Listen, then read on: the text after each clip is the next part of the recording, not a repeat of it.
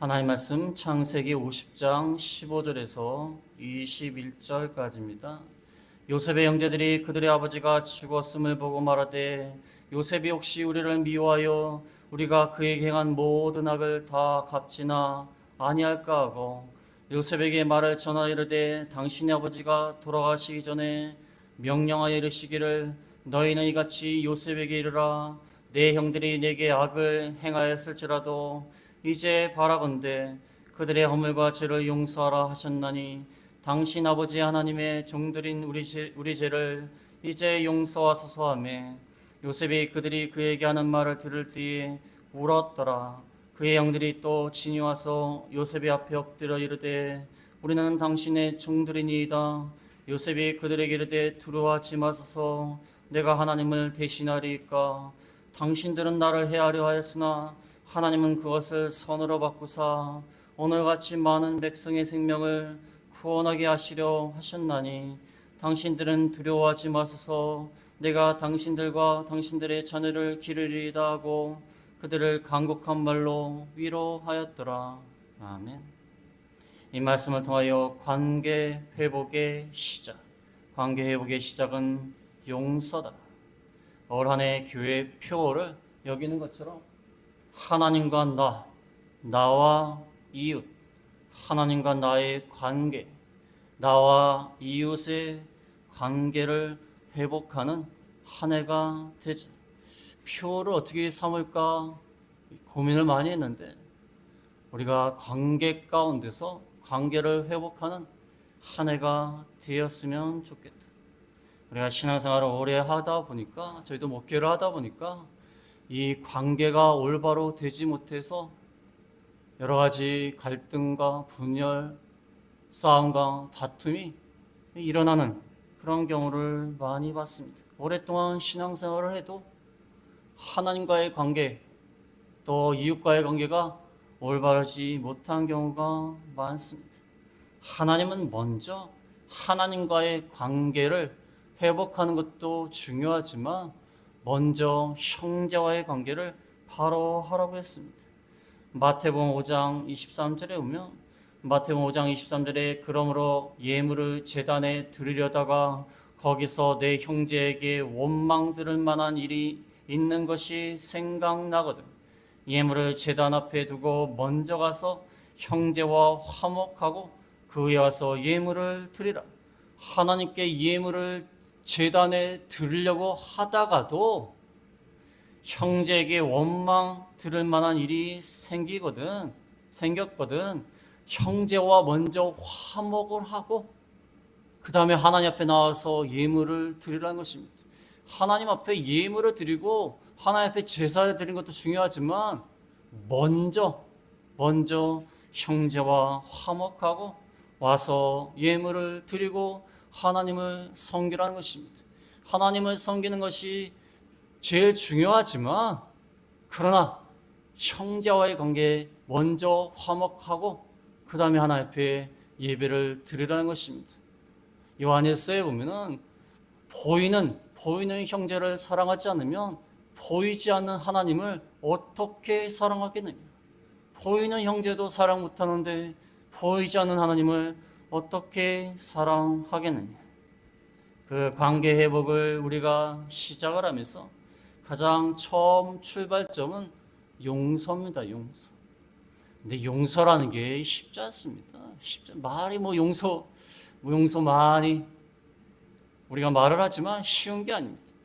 하나님이 우리를 용서하셨다 그러면 우리는 좋아해요. 하나님이 우리의 죄와 허물을 다 용서하셨다. 얼마나 사랑이 많으신가. 그건 굉장히 좋아하면서 우리가 남을 용서하지는 못해요. 채무자가 있는데 자기가 빚을 너무 많이 졌어요.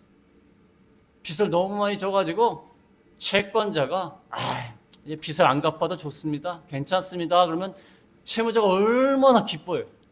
근데 중요한 것은 내가 누구한테 돈을 꿔줬는데 그 사람이 안 갚으면 그건 아주 나쁜 놈이에요.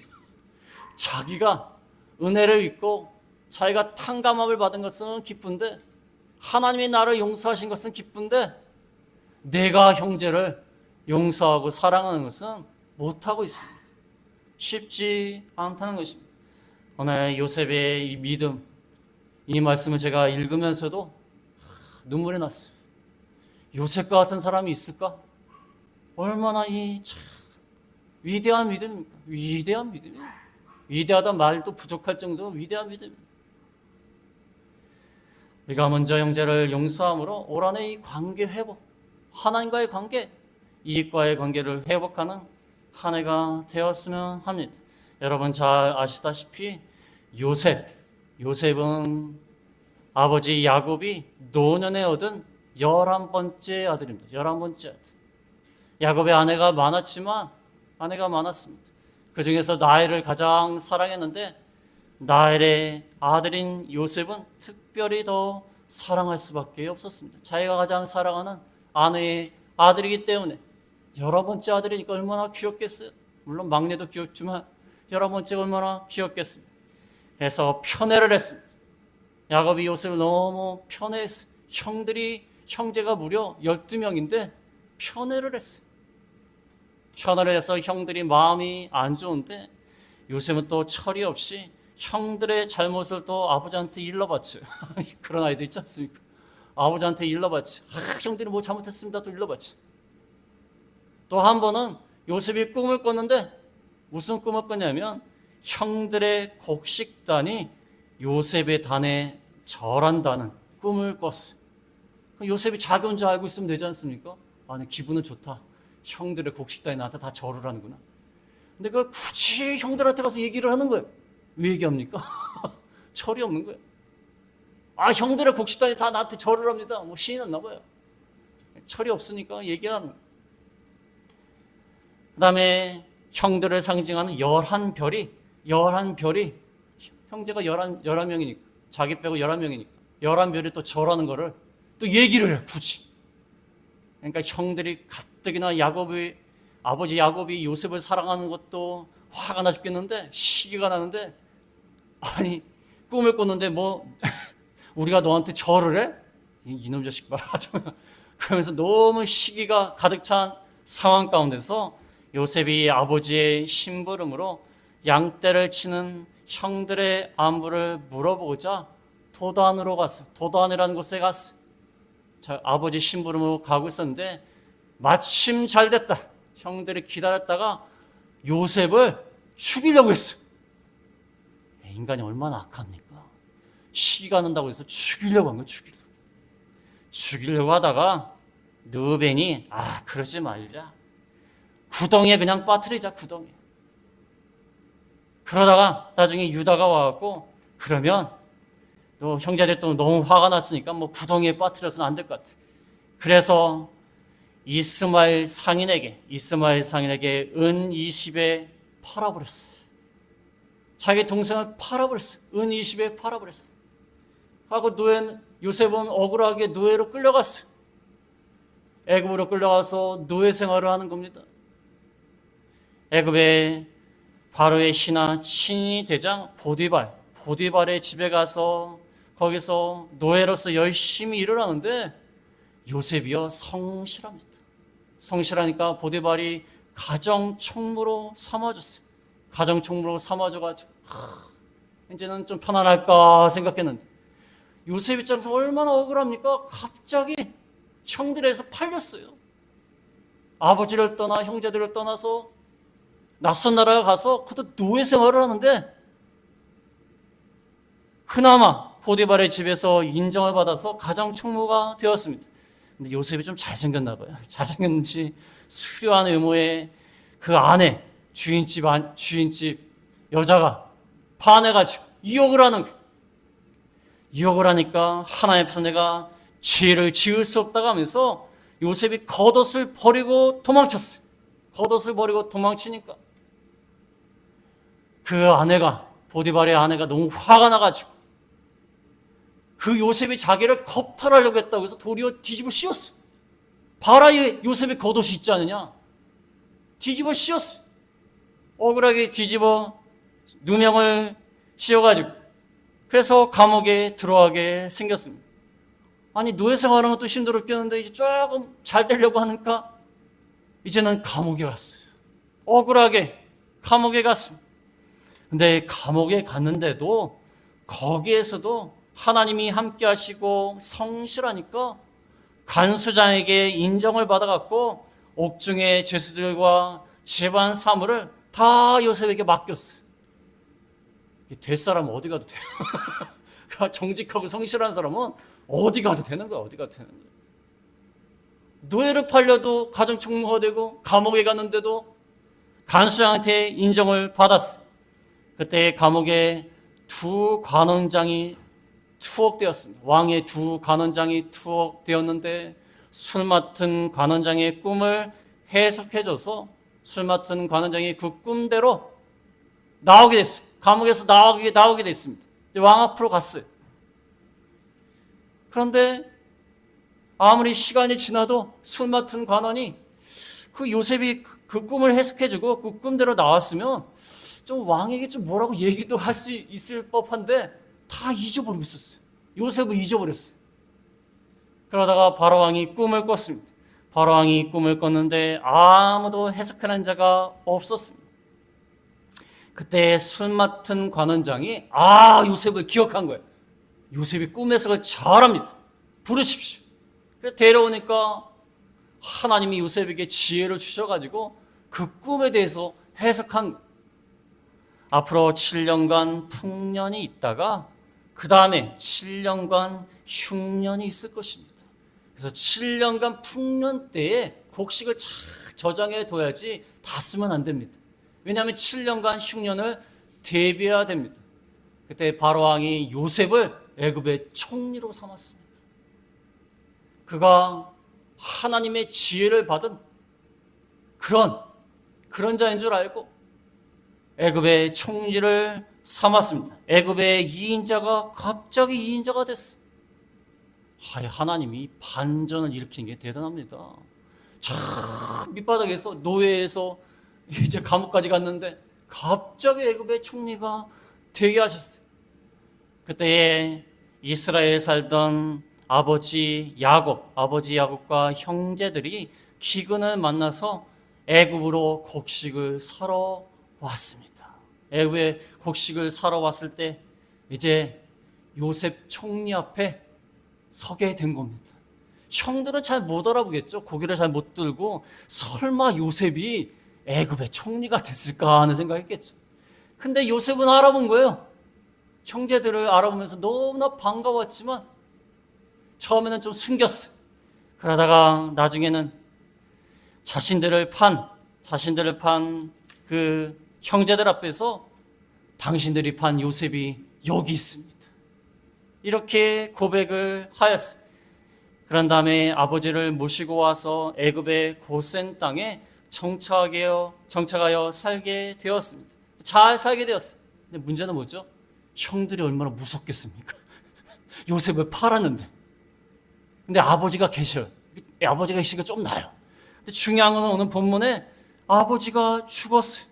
아버지가 죽자 형들이 얼마나 두려워했겠습니까? 이제 요셉에게 꼼짝없이 죽임을 당할 것이다. 지금 요셉은 애굽의 총리예요. 총리. 자기네들은 그냥 곡식이 없어갖고 애굽에 곡식을 사러 왔다가 정착했던 그런 사람들입니다. 물론 자기 동생이 요셉이지만 총리지만. 그래서 이렇게 두려움에 떨면서 아버지가 유언을 했다. 요셉에게 찾아와서 아버지가 유언을 했다. 아버지가 형들을 용서하라고 유언했으니까 우리에게 은혜를 베풀어 달라는 것입니다. 용서해 달라는 것입니다. 그때 요셉이 그들을 용서하면서 그들과의 관계를 회복하였습니다. 요셉이 위대한 믿음을 보여주고 있는 것입니다. 어떻게 그가 형제들을 이렇게 용서할 수 있었는가? 이 요셉의 말씀을 전하면서 크게 몇 가지로 말씀을 드리겠습니다. 첫 번째는 용서할 수 없는 상황이었습니다. 요셉은 용서할 수 있는 상황이 아니에요. 17살에 형들에 의해서 아무 잘못 없이, 물론 잘못은 했죠. 고자질을 한다든지 꿈을 갖다가 얘기한다든지. 그렇다고 해서 형제들이 동생을 팔고 동생을 죽이려고 합니까? 얼마나 억울한 상황이, 처음에는 노예로 끌려갔고 나중에는 누명을 써가지고 감옥까지 갔어요.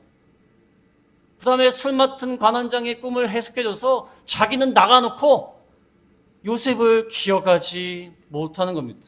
왕 옆에 갔으면 좀 요셉에 대해서 좀 말을 해야 되지 않습니까? 요셉에게 도움되는 얘기를 할 수도 있는데 다 잊어먹고 있었어요. 그러다가 30살에 애굽의 총리가 되었습니다. 무려 13년간 형들에 의해서 팔려가고 남의 나라 가서 그 남의 나라 뭐 시민이 된 것도 아니에요. 노예 생활하고 억울하게 또 누명을 써가지고 감옥까지 갔어요. 13년 동안 얼마나 서러움을 당했겠습니까? 얼마나 억울했겠어요. 이것은 용서할 수 있는 상황이 아니에요. 그렇지 않습니까? 우리 같으면 이거 한번 내가 형제들 한번 만나봐라. 내가 그냥 가만두나 보라. 내가 진짜 그러면서 니네들 잘 되나 보자. 그러면서 반드시 무슨 일 당할 거야. 그러면서 별 생각을 다 했겠죠. 얼마나 또 서러웠겠습니까? 남의 나라 가갖고 노예 생활하면서 왜 내가 이 노예 생활을 해야 되지? 왜 내가 감옥에 가야 되지? 얼마나 억울했겠어요. 도저히 용서할 수 있는 상황이 아니에요. 솔직히 말씀드려서 제가 이 상황이라면 절대 용서 못합니다. 솔직히 말해서. 어떻게 용서할 수 있습니까? 한두 해도 아니고. 그렇지 않습니까? 형들에 의해서 몇 번 맞았다든지 형들이 좀 괴롭혔다든지 이 정도 차원이 아니에요. 또 애굽에 갔어도 그래도 좀 잘 살았다든지 부자로 살았다든지 하는 일이 잘 됐다든지 이게 아니에요. 노예와 감옥에 들어가는 억울한 상황이에요. 자기가 잘못한 것은 요즘 아이들 말로 1도 없습니다. 1도 없어요. 그런 상황이었습니다. 그 다음에 두 번째로 말씀드릴 것은 보복할 수 있는 상황이었다는 거예요. 억울한 마음이 있어도 자기가 여전히 노예 생활하고 여전히 감옥에 있으면 보복하고 싶어도 보복을 할 수가 없어요. 감옥에 있는데 어떻게 보복을 합니까? 근데 중요한 거는 자기가 애굽의 총리가 되었어요. 총리가 되었어요. 애굽의 2인자. 그 당시 애굽이란 나라는 어마어마한 나라입니다. 어마어마한 역사를 가지고 있고 어마어마하게 잘 사는 나라예요. 자기가 애굽의 총리가 돼서 막강한 권한에 있습니다. 근데 중요한 거는 또 형들이 또 찾아왔어요. 애굽과 이스라엘이 좀 멀리 있기 때문에 찾아오지 않으면 또 만날 수도 없어요. 근데 마침 또 찾아왔어요. 그것도 곡식이 없어서 곡식을 구하러 찾아왔어요. 충분히 보복할 수 있는 상황이, 자기는 총리입니다. 총리 입장에서 그 이스라엘의 가난한 지역에서 기근이 와가지고 곡식을 사러 온 그 형제들이 그 총리 앞에서는 파리 목숨이에요. 이건 아무것도 아니에요. 파리 목숨이에요. 그냥 죽여도 돼요. 죽이라고 명령 안 해도 눈치만 줘도 주변에서 알아서 죽여줘요. 그다음에 죽여도 아무도 몰라요. 뭐 알겠습니까? 남의 나라에서 거지같이 찾아왔는데 뭘 알겠어요. 알면 또 뭐합니까? 애굽의 총리가 죽였는데 죽였다는 걸 알면 또 뭐예요? 형들이 보복이나 할 수 있어요? 얼마든지 형들을 죽일 수 있습니다.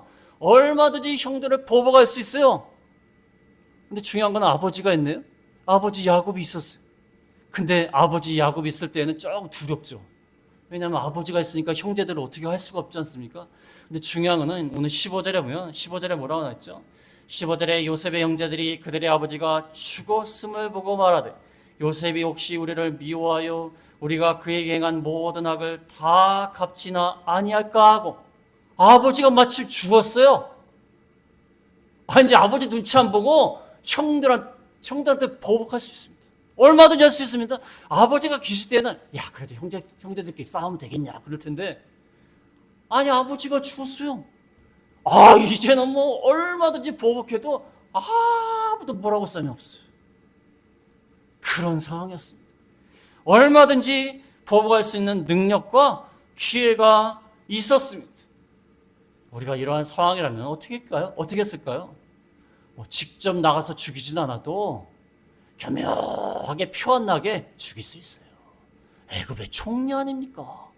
자기를 따르는 신하들이 얼마나 많습니까? 막강한 권한을 가지고 아버지도 없어요. 그 뭐 형제들 남의 나라에 와갖고 지금 살고 있는데 얼마든지 죽일 수 있어요. 야, 그런데 중요한 거는 요셉이 보복하지 않고 용서했다는 거예요. 이건 대단한 겁니다. 과연 우리가 이렇게 할 수 있을까? 과연 우리가 이렇게 할 수 있을까? 보복하고 싶어도 힘이 없어서 보복하지 못하는 경우도 많아요. 근데 힘도 있지 않습니까? 기회가 됐지 않습니까? 스스로 자기 발로 찾아왔지 않습니까? 애굽의 총리로서 여기는 다 자기의 권한이 미치는 곳이에요. 그러나 요셉은 용서하였습니다. 세 번째로 말씀드릴 것은 그가 용서할 수 있었던 이유에 대해서 말씀을 드리겠습니다. 용서할 수 있었던 이유는 크게 세 가지입니다. 첫 번째는 자신은 하나님을 대신해서 그들을 보복할 권리가 없다는 거예요. 19절에 나와 있습니다. 19절에 요셉이 그들에게 이르되 두려워하지 마소서 내가 하나님을 대신하리이까?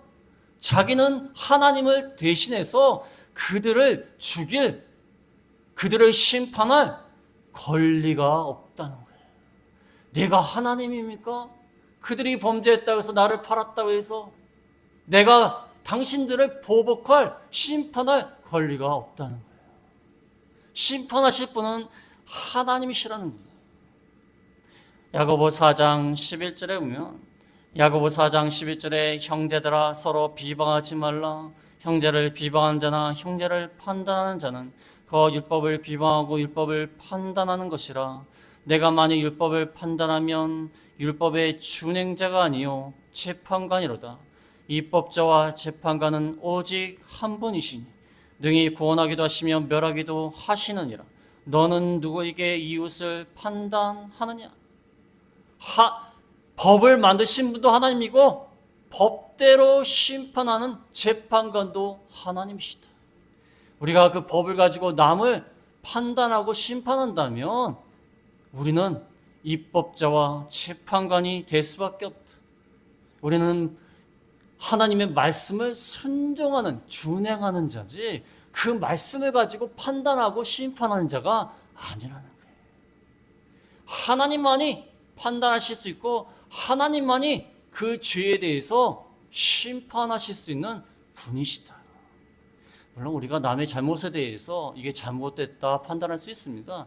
이렇게 하면 안 된다 말할 수 있어요. 중요한 거는요, 그 사람에 대한 심판은 하나님께 맡겨야 돼. 하나님께 맡겨야 돼. 자기가 개인적으로 보복해서는 안 되는 겁니다. 하나님께 맡겨야 돼. 개인적으로 보복하고 사적 감정으로 보복해서는 안 되는 겁니다.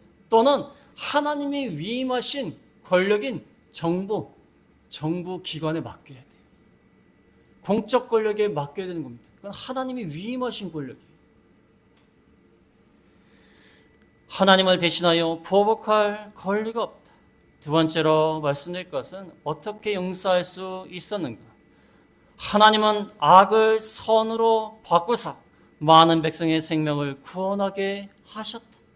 내가 여기 팔려온 거, 억울한 일을 당한 거 억울하지만 하나님이 허락을 하시사 요셉을 애굽으로 보내서 애굽의 총리가 되게 해서 7년 동안 풍년 동안에 곡식을 잘 저장하게 해서 7년 흉년 동안 많은 사람의 생명을 구원하게끔 만드신 것이다.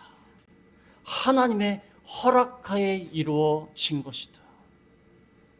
전 두 번째가 제일 중요하다고 생각해요.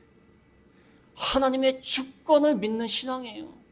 내가 억울하게 형들에서 팔려왔지만 그건 다 하나님이 주권하에서 이루어진 건데 왜 이렇게 하셨나?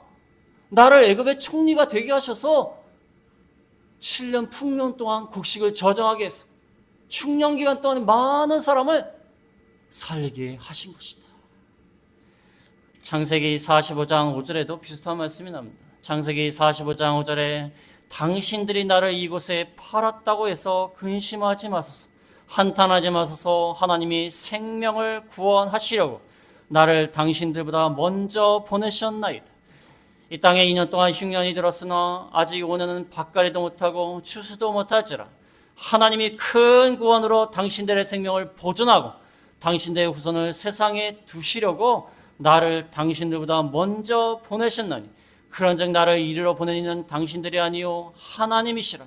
하나님이 나를 바로에게 아버지로 삼으시고 온 집의 주로 삼으시며 애굽 온 땅의 통치자로 삼으셨나이다. 하나님이 보내셨습니다. 왜? 많은 사람들을 살리려고 보내셨습니다. 인간은 악을 행하고 인간은 시기와 질투로 동생을 팔았지만 하나님은 그 악을 선으로 바꾸셔가지고 애굽의 총리가 되게 하셔서 많은 사람을 구원하는 일에 사용하셨습니다. 그래서 형제들을 용서할 수 있는 거예요. 악을 선으로 바꾸신 그 하나님의 그 섭리에 따라 모든 것이 이루어짐을 깨닫고 용서할 수 있는 겁니다. 인간은 계속 악을 행해요. 악을 합니다. 근데 하나님은 그걸 바꾸는 거예요. 계속 바꿔갖고 선한 것으로, 선한 목적으로 사용하시는 거예요. 옛날에 이 말씀을 들었을 때 무슨 생각이 들었냐면, 그럼 하나님이 애굽의 총리가 되게 하시려면 요셉을 그냥 순탄하게 애굽의 총리가 되게 하시면 되는 거 아니에요? 순탄하게 애굽의 총리가 되게 하시면 애굽의 총리가 딱 돼가지고 많은 사람의 생명을 살릴 수 있는 거 아닙니까? 근데 왜 그렇죠? 하나님은요, 인간의 자유의지를 제한하지 않습니다. 놔두시는 거예요. 근데 인간이 그 자유의지를 가지고 계속 악을 행하는 거예요. 악을 행할 때 하나님은 그것을 자유의지를 막으시는 게 아니라, 물론 막으실 때도 있지만 막지 않으시고 놔두신 다음에 그걸 이용하셔서 선을 이루시는 거예요. 그래서 인간의 자유의지와 하나님의 주권, 어려운 말로 이런 말이 있습니다. 인간의 자유의지와 하나님의 주권. 인간은 자기 마음대로 악을 행하지만 하나님은 그걸 바꾸시는 거죠. 하나님의 놀라운 섭리입니다. 그것 때문에 용서할 수 있었다는 것입니다. 마지막으로 세 번째는 어떻게 용서할 수 있었는가? 형제들도 죄책감 때문에 용서를 비는 모습을 요셉이 봤어요. 형제들도 그 죄책감으로 인하여서 요셉 앞에 나와서 용서를 비는 그 모습을 보고 용서한 겁니다. 15절에서 18절에 보면은, 15절 아까 읽었고 16절에 보면은 요셉에게 말을 전하여 이르되 당신의 아버지가 돌아가시기 전에 명령하여 이르시기를 너희는 이같이 요셉에게 이르라 내 형들이 내게 악을 행하였을지라도 이제 바라건대 그들의 허물과 죄를 용서하라 하셨나니 당신 아버지의 하나님의 종들인 우리 죄를 이제 용서하소서 하며 요셉이 그들이 그에게 하는 말을 들을 때 울었더라. 그의 형들이 또 친히 와서 요셉의 앞에 엎드려 이르되 우리는 당신의 종들입니다.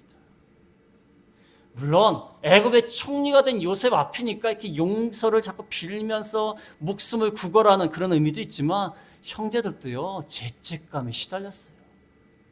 그래서 애굽의 총리가 된 요셉 앞에 본인들이 과거에 지은 죄를 용서하면서 동생이지만 엎드려서 우리는 당신의 종들입니다 하면서 엎드려서 용서를 비는 이 모습을 보고 요셉이 용서한 겁니다. 그래서 우리가 아무리 겉으로는 뭐 뻔뻔하고 당당하고 죄를 짓고도 뻔뻔한 사람들도요 죄책감이라는 게 있어요. 죄책감이라는 거 있기 때문에 본인들도 힘듭니다. 우리가 그 모습을 보고 용서해야 돼요. 본인도 힘들어요. 아무리 겉으로 보면 뻔뻔하고 당당하고 뭐 함부로 남을 갖다 해치면서 상처 주면서도 아무렇지도 않다 그래도 그의 마음 가운데는 하나님이 주신 양심이 있기 때문에 죄책감이라는 게 있어요. 그 다음에 그 죄책감 때문에 또 용서를 비는 그런 모습도 있습니다. 우리가 그것을 보고 용서하는 거예요. 저 사람도 힘들었겠구나 하는 생각을 하는 거예요. 저 사람도 나한테 이렇게 동생을 팔고서 얼마나 죄책감에 시달렸을까 하는 생각을 하면서 용서하는 거예요. 자비와 긍휼을 베푸는 겁니다. 요셉이 그 모습을 보면서 형들을 용서하였습니다. 그래서 오늘 말씀을 통하여 우리 관계, 인간관계를 먼저 회복을 해야 하나님과의 관계도 회복이 되고 모든 관계가 회복이 될 수 있다는 겁니다. 골로새서 3장 13절에 보면 골로새서 3장 13절에 누가 누구에게 불만이 있거든 서로 용납하여 피차 용서하되 주께서 너희를 용서하신 같이 너희도 그리요. 하나님이 우리를 용서하셨기 때문에 우리도 용서를 해야 된다는 것입니다. 요셉은 참 위대한 믿음을 가졌어요. 여기 21절에 보면 21절에 당신들은 두려워하지 마소서 내가 당신들과 당신들의 자녀를 기르리이다 하고 그들을 간곡한 말로 위로하였더라. 두려워하지 마소서 내가 보복할 거야. 두려워하지 마소서 내가 당신과 당신의 자녀들을 기를 것입니다. 도리어 위로했어요. 두려워하지 마소서. 나한테 그렇게 행했다고 내가 애굽의 총리가 되었다고 아버지가 돌아가셨다고 보복할까? 두려워하지 마소서. 형들은 좀 두려워해야 되는 거 아닙니까? 동생을 팔았는데. 그렇지 않습니까? 두려워해야 되는 거 아니에요? 그렇지 않습니까? 그런데 두려워하지 마소서. 내가 당신과 당신의 자녀들을 기를 것입니다. 얼마나 위대한 용서의 모범을 보인 요셉 아닙니까? 그래서 올 한 해 먼저 우리가 용서할 수 없었던 사람들이 많습니다. 많아요. 저 사람은 도저히 용서 못한다 그런 사람도 있어요. 있습니다. 저도 있어요. 있습니다. 있어도 우리가 혈관에 조그만 번 막혀도요. 뇌경색이 오고 뇌졸중이 와요. 우리 신앙의 혈관도 막히면 안 돼요. 막히면 쓰러집니다. 막히면 쓰러지는 거예요. 그래서 올 한 해 우리 형제를 용서하면서 관계 회복을 하는 저희가 다 되겠습니다. 말씀을 생각하시면서 기도하겠습니다.